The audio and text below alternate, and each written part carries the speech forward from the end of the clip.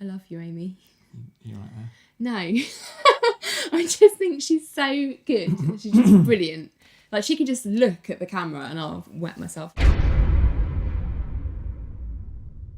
Hello and welcome to another Popcorn Club. This week we went to go and see They Came Together. Is this a typical rom-com where a boy meets girl in New York? Very much so. It made great pains New York to say was that. almost the third character in the film. Oh, quite. It's uncanny, wasn't it? Yeah. It is, I guess you'd call it a spoof. Homage, a... Parody. Yes, that also. Lampoon. Of a typical rom-com. Well, especially those that came out during the mid-90s featuring Tom Hanks and Meg Ryan. Yeah. And they were set in New York. If I didn't know who was going to be starring in it and I just wrote that down on paper, I would have in my mind visions of something like the rom-com version of Scary Movie. And I would have been like, oh God, really? Is this going to be a bit terrible?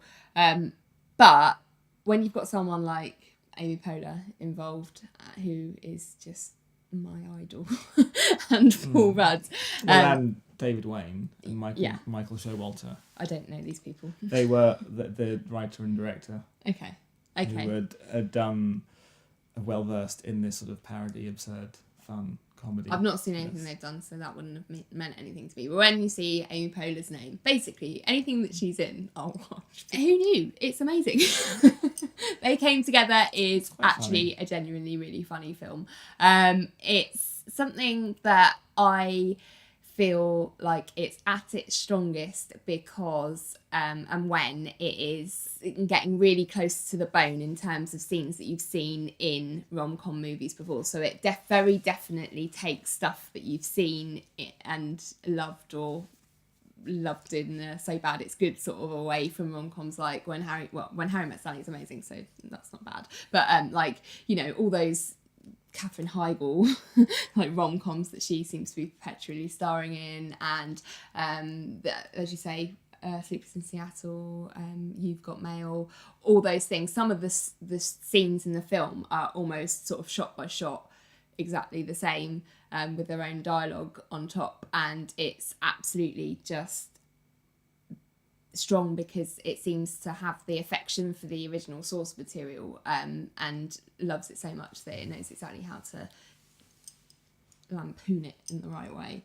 Yeah, I think that's kind of why it's able to sort of sustain it and gets away with it for so long, because it's not doing it to poke fun and just to mock mercilessly for the sake of it. No, not to be nasty. Yeah, they know these sorts of films inside out. They've clearly watched them all, and it's not just for the sake of making this film. They have an affection for them, I think. Like, if you explain the concept to me, I don't think it has any right to sort of sustain itself for a whole film. No. But the way it's written, the cast, Amy Poehler, Paul Rudd, and just the whole host of supporting characters all bring something funny and hilarious and absolutely nail it. It's even down to all the little sort of wardrobe and all the set design and the cinematography that all these films kind of have. Even anytime you see a subway station mentioned or featured in the film, it's always, no matter where in New York, it's always the Upper West Side subway station.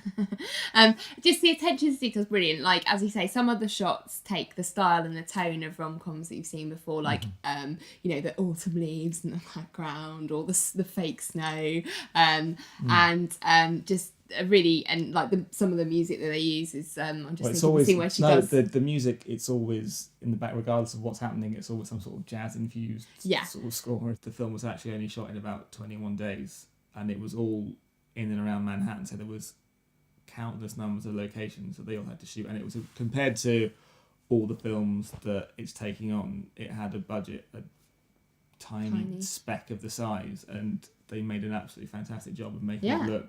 I think mainly to do with the fact that most of these rom-coms aren't exactly aggressively lit.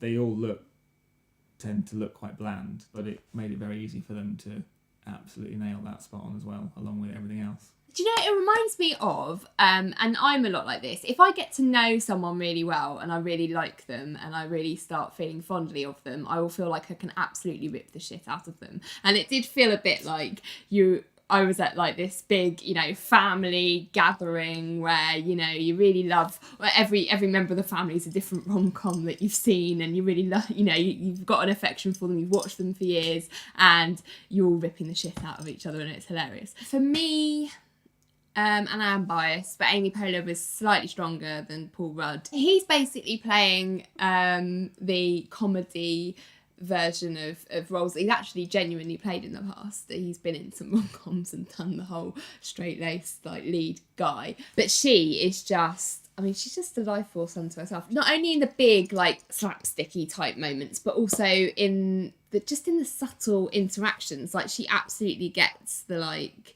movement and the choreography of things, and like the looks and the eyes, and you just can't do that unless you're an absolute genius, and I think she is. I just thought everyone was good. They're and all Paul good. Rudd, and even all the supporting cast amazing as well. I don't think watching it, I don't think she stood out as better. Oh, she does. Always. The one upsetting, maybe potentially worrying thing is that it does such a good job of nailing all these ridiculous tropes in films that it could end up doing for the romantic comedy what the Austin Powers films did for the James Bond franchise. What did they do?